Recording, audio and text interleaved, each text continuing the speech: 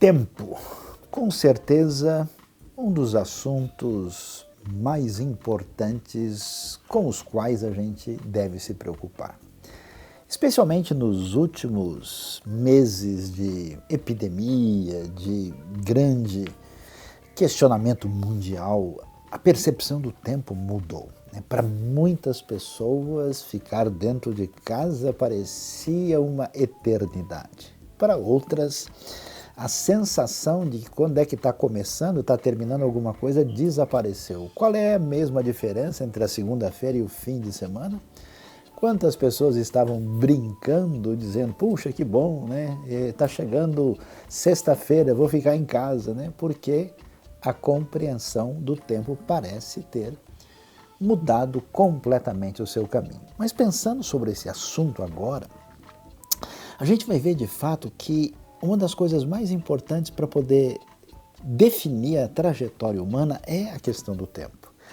E quando a gente olha o pensamento bíblico é tão interessante porque a Bíblia nos fala de um Deus que se revela através do seu nome e dos seus atos no eixo da história. O grande estudioso Oscar Cullmann gostava de fazer referência a exatamente isso, que Deus se revela preponderantemente no eixo do tempo. Por isso o texto tão extraordinário de Apocalipse 1:8 vai chamar a pessoa de Cristo Jesus de o Alfa e o Ômega, o princípio e o fim, aquele que era, que é e que há de vir. Parece apenas uma discussão teológica dogmática, mas você não faz ideia, eu não sei se temos tempo para discutir isso, você não faz ideia como isso envolve a nossa vida. Primeiro porque, no contexto fora da revelação bíblica monoteísta, a ideia de tempo ela sempre foi refém da relação com a natureza. Ou seja, o tempo era aquilo que tem a ver com o mito do eterno retorno. Ele é uma reprodução das estações, do ciclo anual e, portanto, ele não tem começo, meio e fim. Parece que tudo está simplesmente dando voltas. A grande dimensão daquilo que os estudiosos da fenomenologia da religião gostam de chamar de manifestação da consciência transcendental que se manifesta no contexto cristão e no contexto judaico-cristão nos diz o seguinte, olha, o tempo é uma realidade de sequência que pode ser percebido de maneira distinta, mas ele tem começo, meio e fim. Ele tem teleologia e ele caminha por um desfecho apoteótico em sintonia com a discussão do problema do mal, quando a santa utopia bíblica profetiza e aguarda a vitória do bem sobre o mal, trazendo uma cultura de esperança e de vida e nos colocando na dimensão que é necessário ocupar. Porque quando a gente pensa que a gente pode ser eterno, que a gente pode manipular a coisa para lá e para cá, nós simplesmente estamos tentando dizer que somos seres divinos, que podemos estar contra tudo que Immanuel Kant imaginava, fora do tempo e do espaço. A nossa condição nos coloca nessa posição. Portanto, o ponto de referência para que a gente organize o nosso calendário, a nossa vida, a nossa trajetória, a nossa condição de decidir o nosso futuro em função de sábias escolhas é um eixo maior que organiza a vida, o eixo da revelação divina, centrada naquele que marcou o seu calendário na parede da sua casa, Cristo Jesus, nosso Senhor, o Alfa, o Ômega, o princípio e o fim, o que era e o que é e o que há de vir.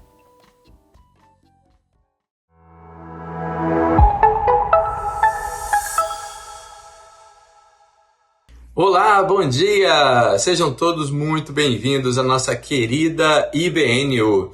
Então, nesse momento de celebração, vamos todos juntos orar, louvar e engrandecer o nosso Deus.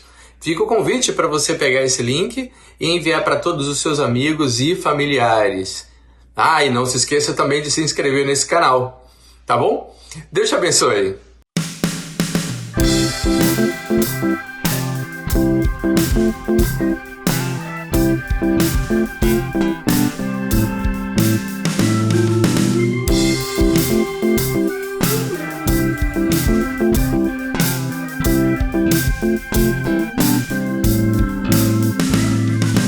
Louvor e honra, poder e glória sejam ao eterno Deus. Todos os povos, tribos e línguas, curvem-se ao eterno Deus. Toda língua confessará sua grande glória, todo joelho se dobrará. Em louvor seja exaltado, ó Deus, e o teu reino jamais passará, ó eterno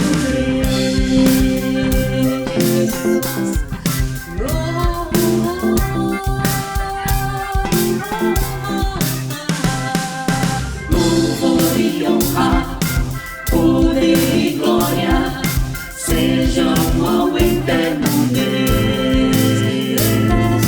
Todos os povos, tribos e línguas, curvem-se ao eterno Deus. Toda língua confessará sua grande glória, todo joelho se dobrará. Em louvor seja exaltado, ó Deus, e o teu reino jamais passará, ó eterno Deus.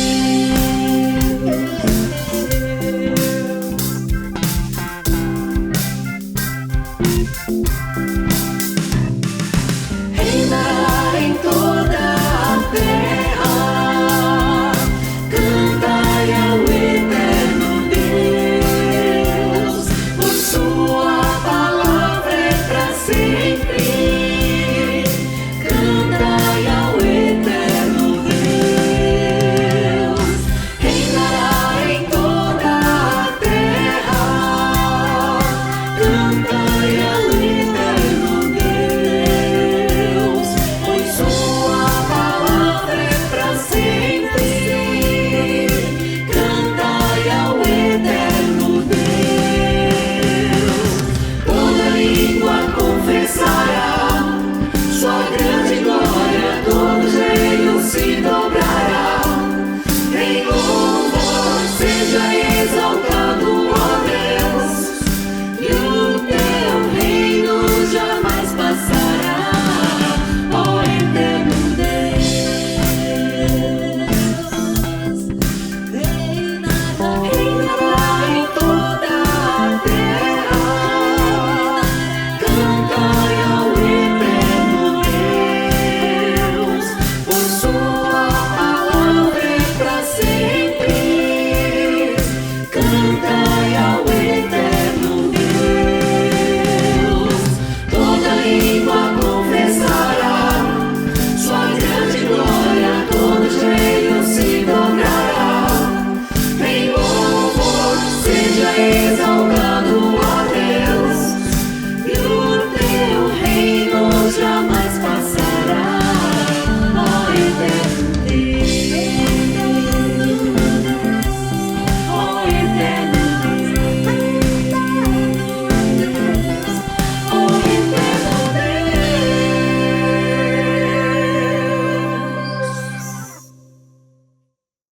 IBNU com gente nova, sim, graças a Deus temos muitas pessoas conosco, aí tivemos um encontro especial online com novos membros interessados em serem parceiros e parte dessa comunidade saudável para um mundo melhor. E neste domingo também pela manhã, depois da celebração presencial às 11h50, teremos um encontro também presencial ao vivo. Todos que tiverem interesse podem entrar em contato conosco e seja você também um parceiro desse projeto, dessa comunidade, dessa igreja que está sintonizada com o reino de Deus. E que Ele nos abençoe.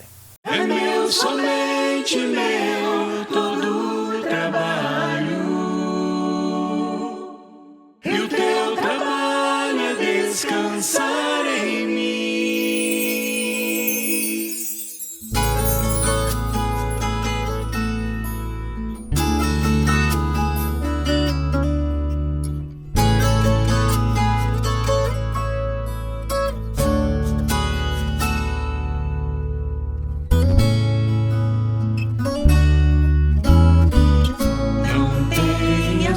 sobre ti, um só cuidado, qualquer que seja. Pois somente seria muito para ti. É meu, somente meu, todo o trabalho. E o teu trabalho é descansar em mim.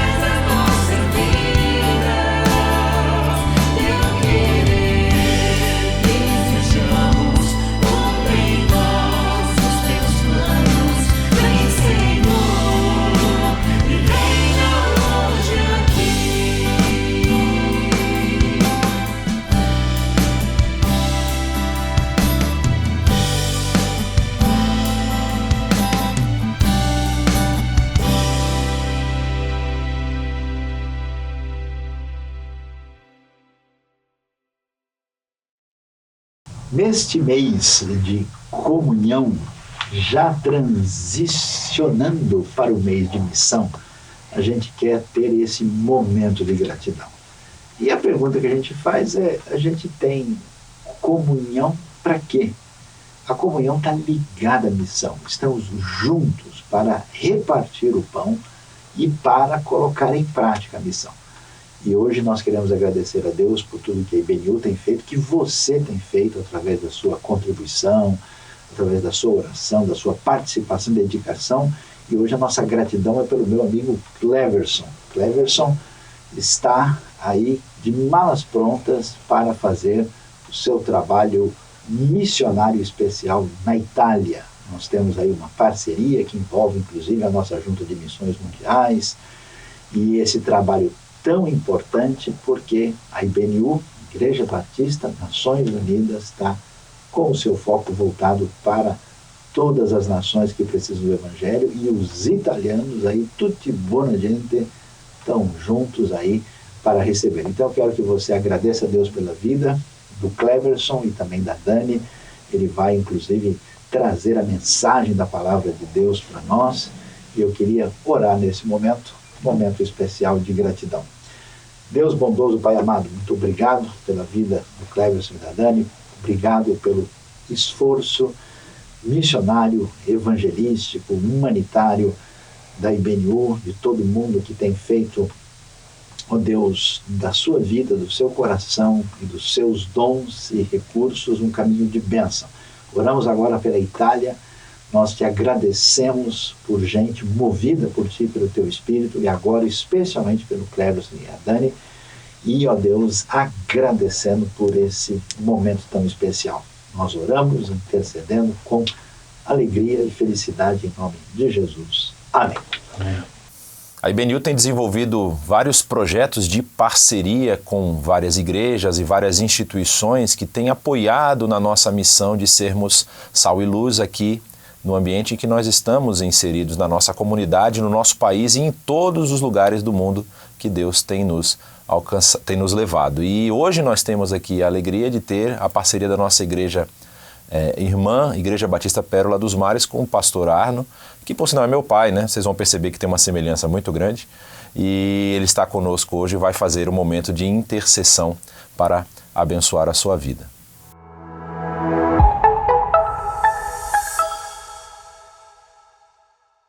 Uma das possibilidades nossas, como povo de Deus neste mundo, é interceder junto a Deus por aqueles que estão passando por algum problema, alguma necessidade. Talvez esse seja o seu caso. Se você tiver algum motivo que preocupa, que traz preocupação à sua vida, que tem algo a ver, talvez, ligado à pandemia que nós vivemos, alguma enfermidade, algum outro problema que possa ter surgido, talvez, no seu ramo de negócios, na sua vida familiar, qualquer que seja o seu problema, coloque isso diante de Deus. Coloque isso nesse momento diante de Deus e nós vamos, numa palavra de oração, pedir que Deus possa intervir, que Deus é um Deus compassivo, misericordioso, bondoso e todo-poderoso. Ele poderá, com certeza, lhe ajudar e intervir nessa situação. Então, nesse sentido, vamos, nesse momento, interceder por você, pela sua situação, pela sua causa, que eu não conheço, mas Deus conhece e você sabe também do que se trata. Vamos orar nesse sentido. Senhor nosso Deus, muito obrigado, porque Tu és o Deus que sempre nos ouves. Tu és o Deus que nos atendes segundo o Teu grande poder e a Tua soberania. E Tu, ó Deus, has de fazer no tempo que é o Teu tempo, muitas vezes muito diferente do nosso tempo, mas Tu certamente has de intervir. E nós queremos colocar, ó Deus, diante de Ti, toda e qualquer situação, de qualquer pessoa que esteja, de certa forma, em nosso contato, e que está colocando diante de Ti, ó Deus, a sua necessidade, a sua situação, a sua dificuldade, mas que do ponto de vista seu ou das suas forças e recursos, não há solução. Mas em ti, que és todo-poderoso, tu podes apontar outros caminhos e podes solucionar de acordo com o teu querer. Portanto, nós queremos pedir a Deus que tu possas intervir, que possas fazer com que dores sejam amenizadas, aliviadas, ou sejam totalmente sanadas, situações difíceis possam ser contornadas e também solucionadas conforme o teu querer e como nós já dissemos aqui nesta oração, nesse momento, no teu tempo. Nós temos muitas vezes essa dificuldade de entender, porque nós pensamos de uma forma, mas tu ages de outra forma. Nós estamos no Cronos, mas o Kairos, que vem de ti e que é de acordo com o teu poder e com o teu controle, o teu tempo determinado, tu has de fazer e controlar e has de fazer acontecer conforme tu quiseres. Portanto, nós confiamos em ti, mas queremos colocar todas as situações diante de ti, sabendo que tu has de fazer e tu sempre fazes o melhor. E desde já nós somos muito agradecidos. E assim oramos agradecidos e certos de que tu has de fazer conforme o teu querer, em nome de Jesus. Amém.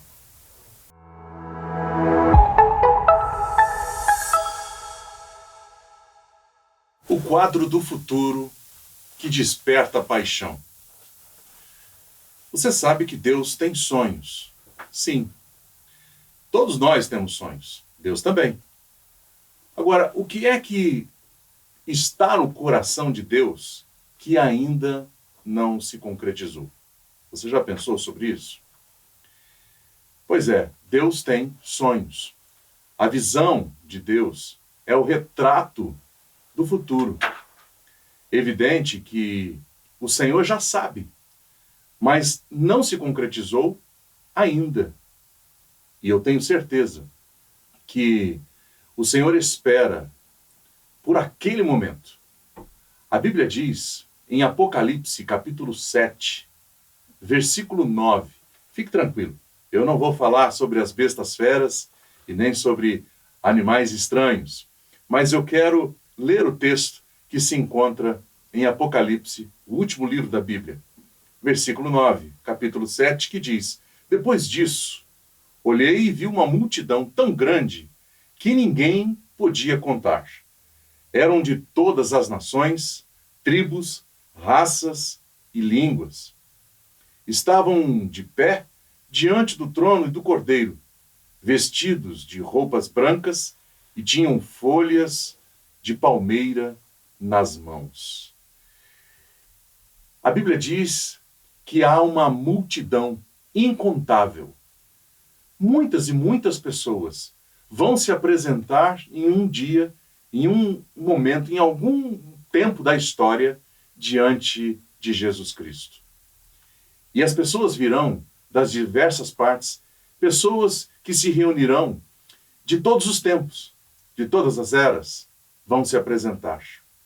Sim, pessoas de todas as partes. Guardem isso. Porque, às vezes, nós pensamos somente, ou então somos condicionados a pensar neste povo, no nosso país, ou em algum outro específico, mas limitamos e não pensamos no todo. De pessoas de diversas etnias, das mais distantes, que nem mesmo nós conhecemos, mas o Senhor conhece cada uma delas, e Ele espera por aquele dia uma multidão incontável. Porém, se amanhã nós vamos ter uma grande multidão de vestes brancas, ou seja, pessoas que foram redimidas, pessoas que foram purificadas pelo sangue de Jesus Cristo, pessoas regeneradas em Cristo Jesus, que se apresentarão diante do Eterno. Se esta é a figura, se isto é a visão de Deus, um retrato do futuro, a realidade é que hoje ainda nós encontramos multidões que estão como pessoas sem pastor. ovelhas sem pastor. Pessoas que ainda estão à deriva, estão perdidas, sem nenhum tipo de direcionamento na vida. E não são poucas. Também poderíamos dizer que são incontáveis. O que nós podemos fazer? Qual é o nosso desafio diante disso? Quando eu falo do texto bíblico de Apocalipse, evidentemente que aquele dia vai chegar. Aquela visão de Deus, do retrato do futuro, ela irá acontecer. Independente de mim, independente de você, independente de nós. Mas Deus é tão maravilhoso que, independente disso acontecer, Ele quer a nossa participação. Deus espera, Deus deseja que nós estejamos engajados. Então não é muito do meu trabalho, não é muito daquilo que eu vou fazer ou deixar de fazer que vai atrapalhar o plano e o propósito de Deus. Nada disso. As coisas vão acontecer. Mas Deus compartilha conosco. Nosso Deus é um Deus de compartilhar. É um Deus de nos participar das coisas boas. E certamente vai ser um tempo extremamente maravilhoso. Mas para que isso aconteça, o Senhor espera que a gente participe. Portanto, como eu disse, há um enorme desafio, porque aquilo é o retrato do futuro.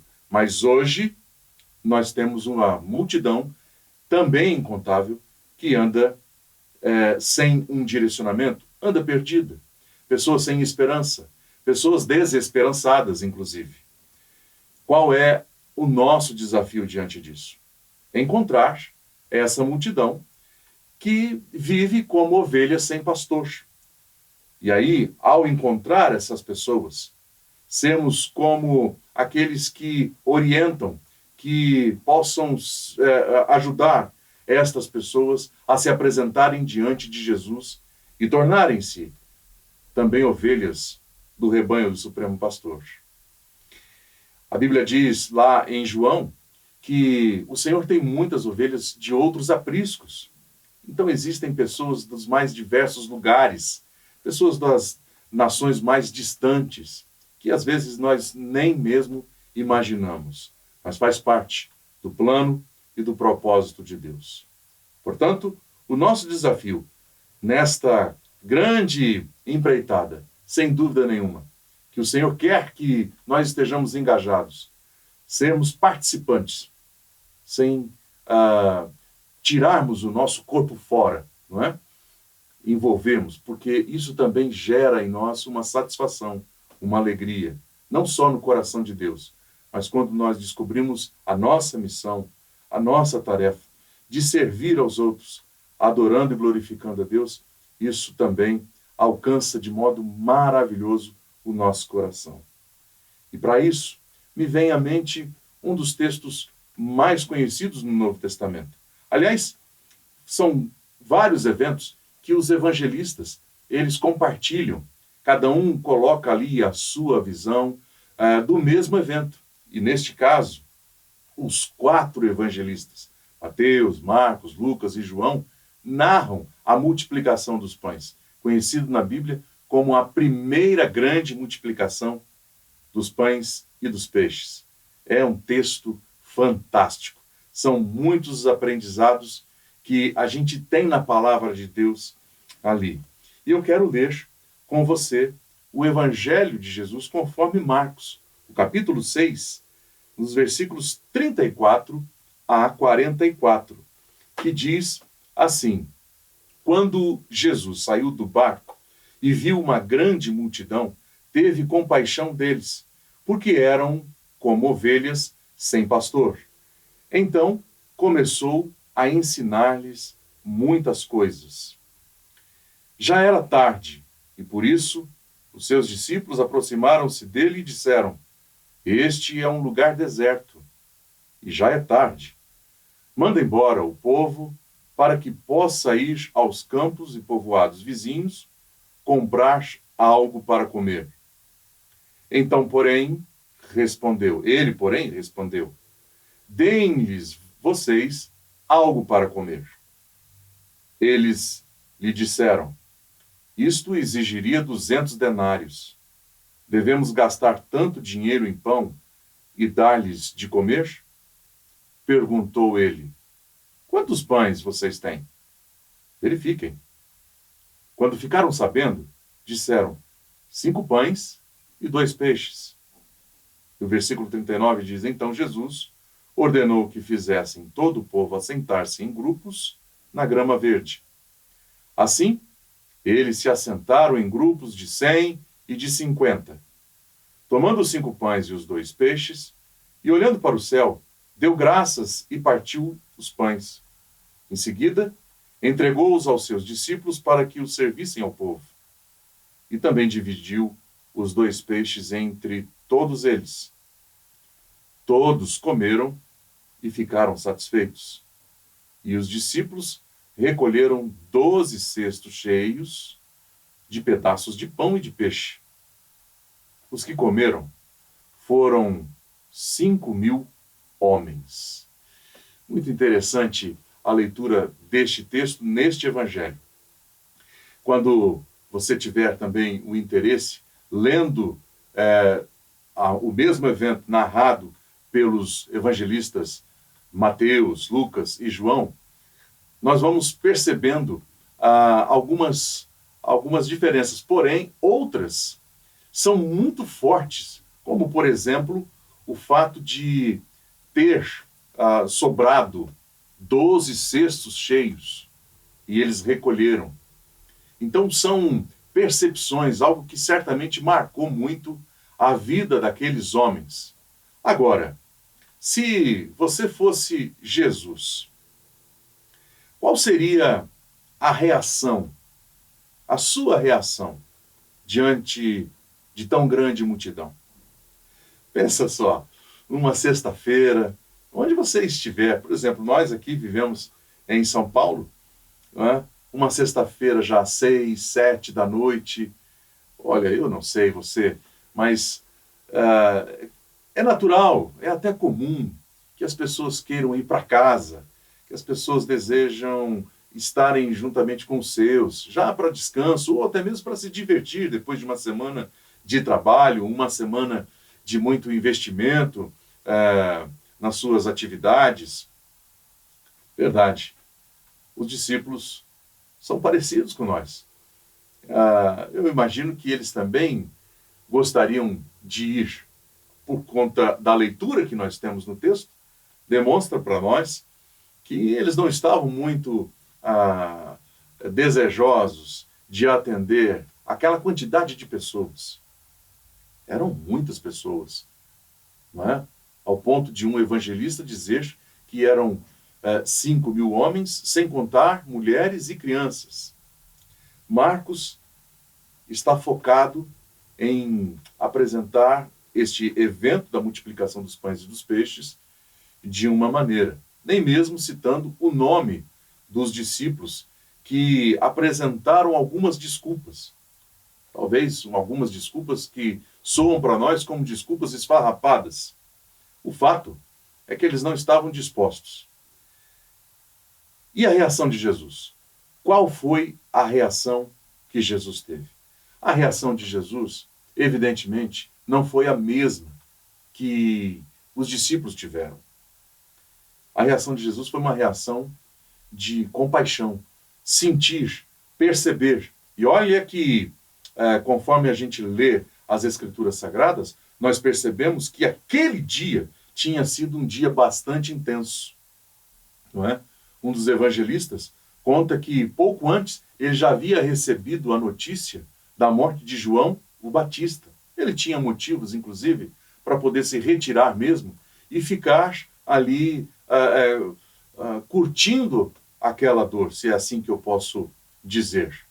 Mas quando ele sai do barco, ele vê, e isso me chama tremendamente a atenção. Toda vez que eu leio na Bíblia, nos evangelhos, dentro do ministério de Jesus, que ele viu a multidão, que ele viu a necessidade, então o Senhor enxerga de uma maneira diferenciada.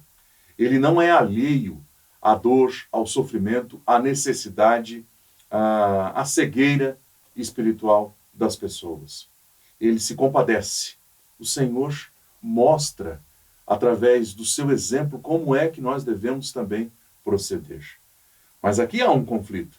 Há um conflito de visão, há um conflito de propósito. Ou seja, a missão naquele momento ali era diferente de Jesus em relação aos discípulos. A reação dos discípulos não foi a mesma do Senhor. Jesus queria então atender aquelas pessoas glorificando o Pai. O trabalho de Jesus sempre é de glorificar a Deus Pai. E como é que ele faz isso? Neste caso aqui, atendendo as pessoas que necessitam.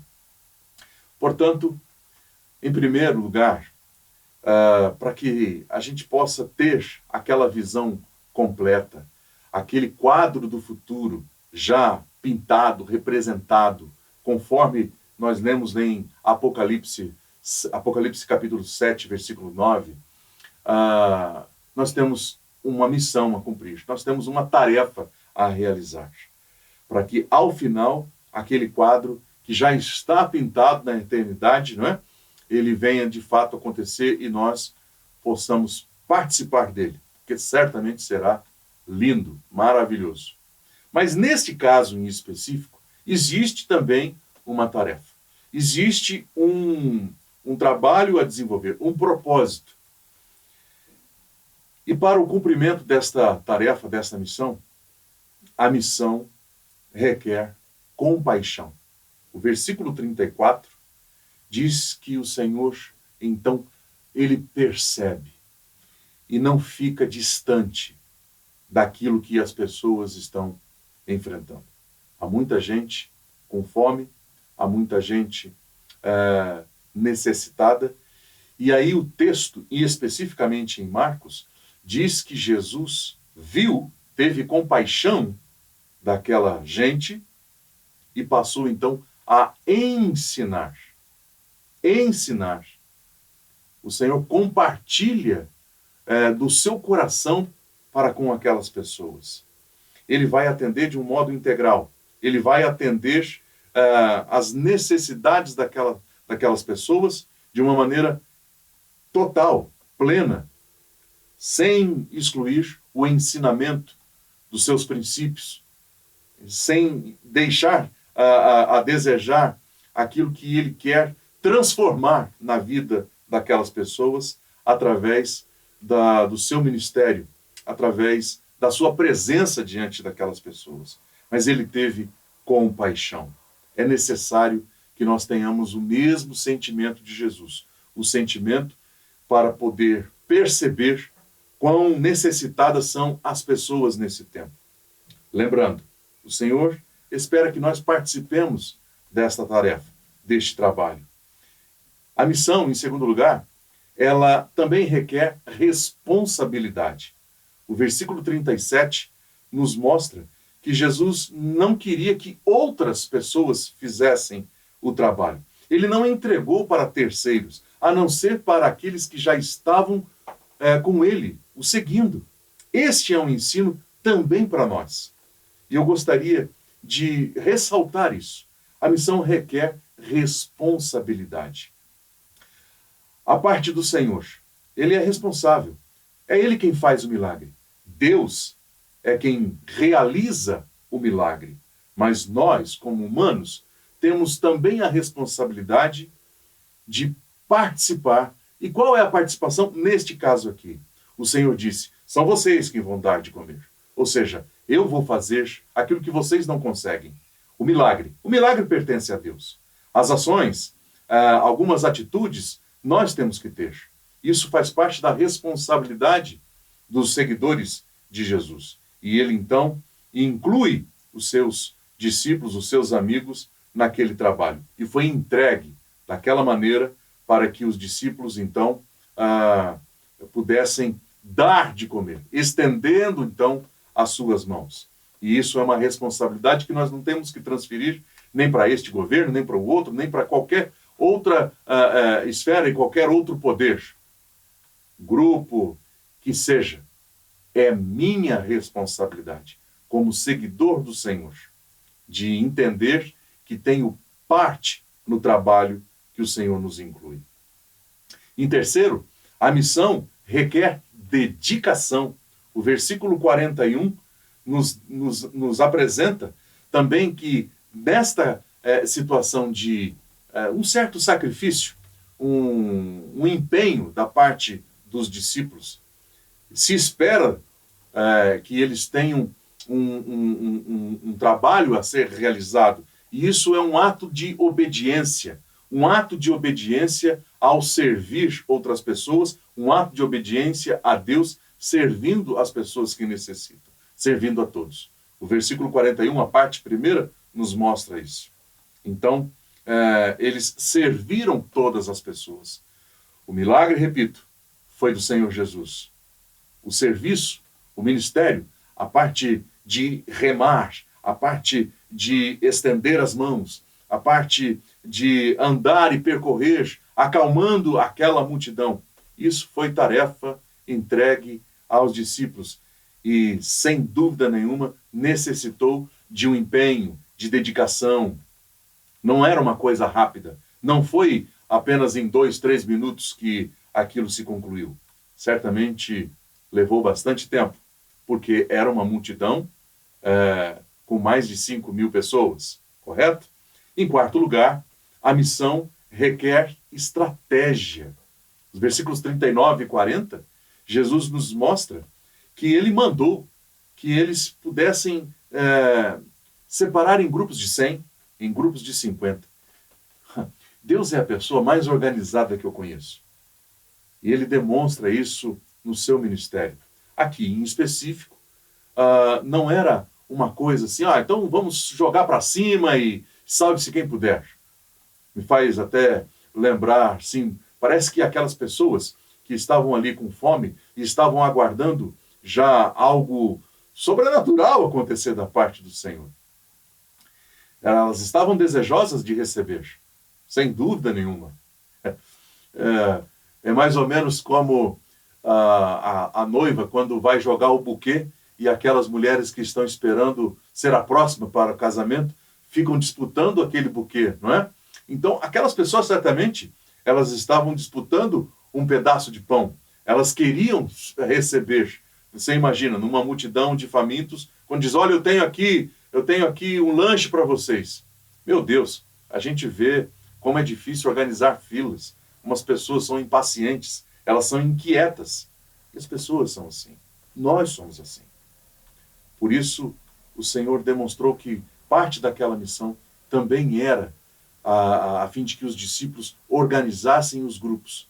E quando isso foi organizado, eles puderam então receber os alimentos de uma maneira mais eficaz, de uma maneira mais ordeira e tranquila. Quinto lugar, a missão tem uma recompensa. Essa é a parte boa? Faz parte. Não digo que é a parte boa, mas você ser recompensado é sempre bom. E qual era o prêmio?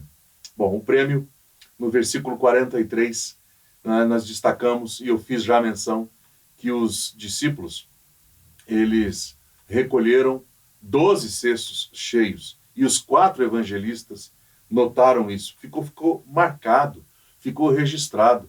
Eles não esperavam. O Senhor nos recompensa além daquilo que nós pensamos, além daquilo que nós imaginamos, pedimos e até necessitamos. O Senhor faz muito mais além. O Senhor realiza grandes trabalhos e os seus milagres são conhecidos em todos os tempos. Nós experimentamos muito do Senhor. Nós vemos Deus agir. Às vezes, no pouco, aquilo se transforma em muito. Às vezes, nós nos vemos assim tão limitados e o Senhor faz acontecer além daquilo que nós estávamos esperando, além daquilo que nós imaginávamos.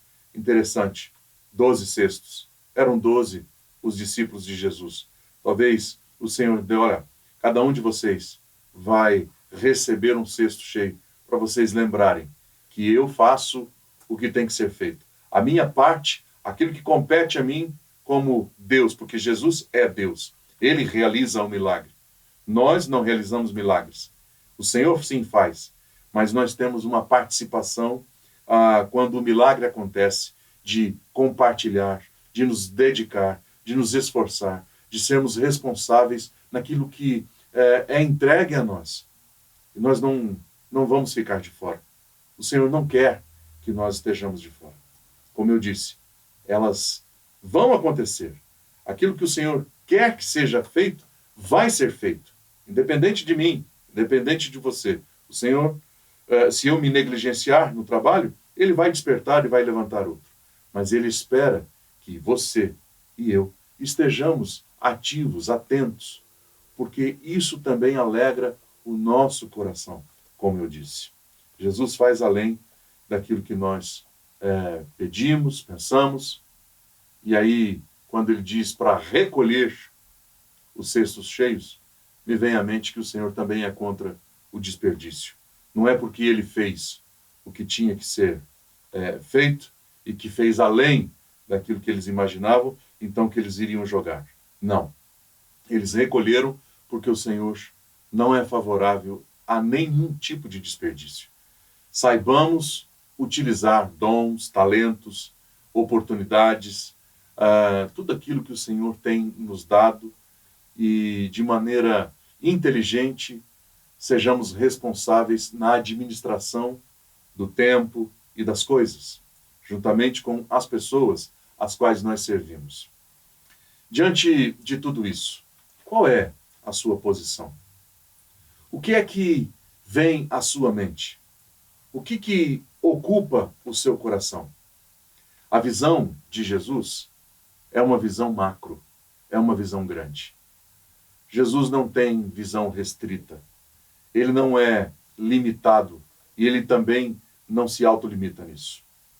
O Senhor sonha grande. Lembre-se, o quadro do futuro que desperta a paixão. O Senhor espera ver multidões incontáveis diante dele. Pessoas de todas as épocas, de todos os tempos, de todas as tribos, raças, povos e nações diante dele. O Senhor não está apenas focado naquele que eu julgo ser mais necessitado. Aquele grupo precisa mais. Aquele outro grupo ali, ele precisa ser alcançado mais do que aquele. Não é assim no plano e no propósito do Eterno. Todas as nações fazem parte. E por que eu estou dizendo isso? Porque naquela multidão de pessoas incontáveis, naquela multidão de pessoas regeneradas, transformadas no poder do Espírito Santo, que vão se apresentar diante do Eterno. Pessoas regeneradas naquela grande multidão. Nós vamos ver também italianos. Sim, pessoas que talvez nós não pensemos que estarão lá. Porque quando você pensa em missões, no fato de você compartilhar o Evangelho, dividir algo com alguém, você pensa em Europa? Não. Por quê? Todos precisam. No plano e no propósito de Deus, todas as nações farão parte. Todas as gentes se apresentarão diante do Cordeiro. Os italianos também. E aí, o Senhor tem tocado no nosso coração, nos despertou. A mim e a Daniele, minha esposa. E nós estamos de partida. Vamos viver num lugar que não é tão fácil para a comunicação do Evangelho nos dias atuais. A cidade de Milão é um enorme desafio, o norte da Itália. Aquela cidade é uma cidade forte economicamente falando. É uma cidade que dita muito das normas e das regras para toda a Itália. É extremamente influente ainda no mundo. É conhecida como a capital da moda. É forte no seu design, suas indústrias. Então, aquela é uma região próspera. Para lá as pessoas vão para estudar. Para aquela região as pessoas se dirigem de diversas partes do mundo procurando trabalho. Mas eu quero confessar uma coisa para você. Eu já estive lá algumas vezes. Não só na cidade de Milão, mas percorrendo a Itália, principalmente na região do norte. Por algumas vezes, eu andando pelas ruas, eu falava com Deus: Senhor, como falar do teu amor? Como viver o teu amor aqui? Como alcançar essas pessoas? Me ajude na minha pequenez. Eu quero servir. Eu quero que o Senhor me dê condições para poder participar do seu projeto. Porque eu acredito que o Senhor tem para esta geração. Esta geração não pode ser negligenciada. Esta geração não pode ser deixada de lado. O número de pessoas que não creem em Jesus Cristo tem aumentado tremendamente. Já é muito comum esta nova geração, quando se pergunta para muitas dessas pessoas, para muitos dos adolescentes, dos jovenzinhos, a respeito de quem é Jesus, eles não sabem. Há pesquisas já feitas na Europa de que pessoas que perguntaram para adolescentes sobre Jesus, alguns responderam assim: ele joga em qual time? Pensando ser um atleta profissional de futebol. Veja que ponto estamos chegando. É minha responsabilidade servir a minha geração em obediência à palavra de Deus. O Senhor está nos mandando para a Itália. Como alcançar esses italianos? São mais de 60 milhões. A população com mais de 60, 24% de católicos praticantes apenas. Eu sei que você talvez pudesse ter uma imagem assim, uma lembrança, mas é um país cristão. Já foi, não pode mais ser considerado assim. 5%, daí para mais, são de muçulmanos. Eles não entram para brincar. É a cidade de Roma, que tem a sede da Igreja Romana, verdade, mas ali também se encontra a maior mesquita de toda a Europa. Eles entram com força. 23% são ateus e agnósticos. Pessoas que não querem crer e outros que declaram não saber absolutamente nada da fé em Cristo Jesus. 0,9% de cristãos evangélicos. E aí nós vamos somar todos os grupos. Como batistas que somos, se eu disser para você que nós somos 0,03% da população, isso não te incomoda? Não pelo fato de não termos batistas, mas nós acreditamos nas Escrituras Sagradas, da maneira como nós buscamos praticar a palavra de Deus conforme conhecemos, queremos que outras pessoas também venham conhecer a Jesus.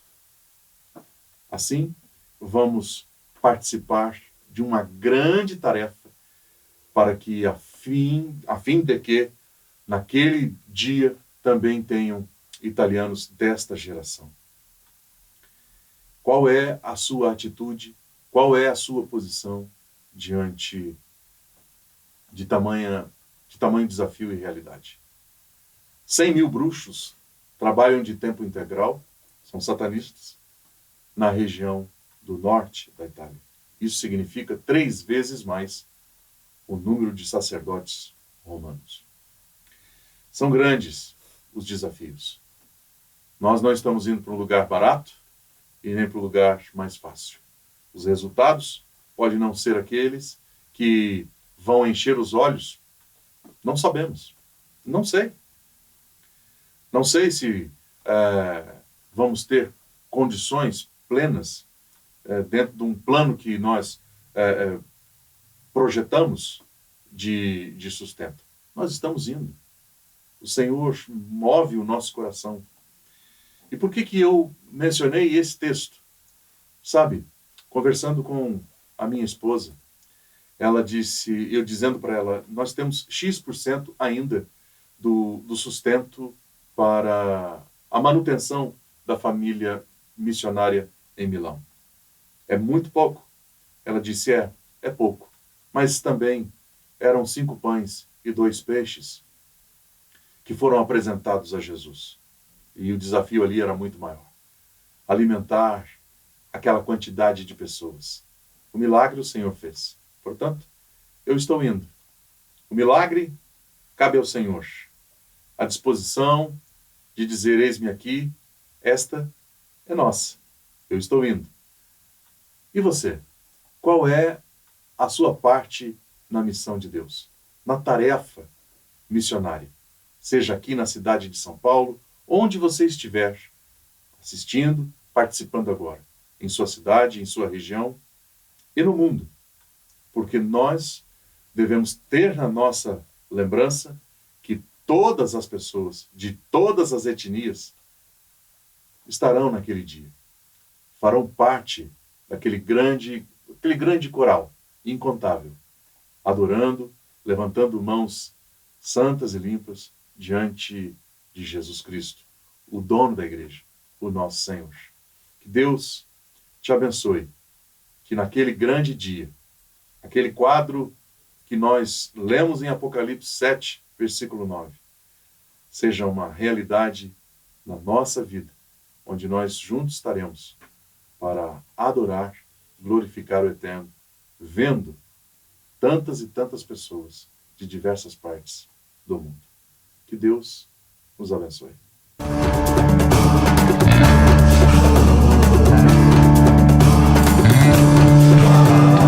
Alguém na Ásia me disse, vem me ajudar. Posso ouvir a África pedir por socorro. Ruanda, Somália, Nigéria, clamando por um pouco de amor.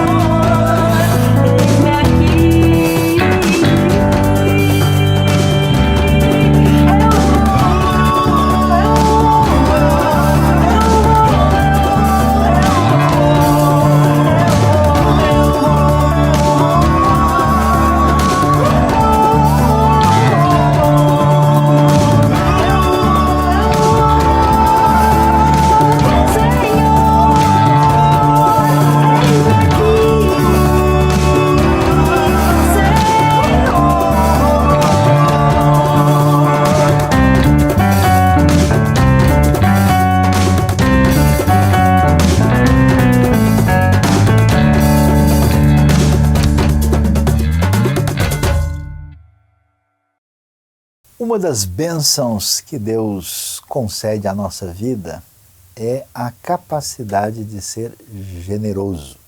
Isso quer dizer que se a vida da gente não serve para abençoar a outros, o caminho está complicado.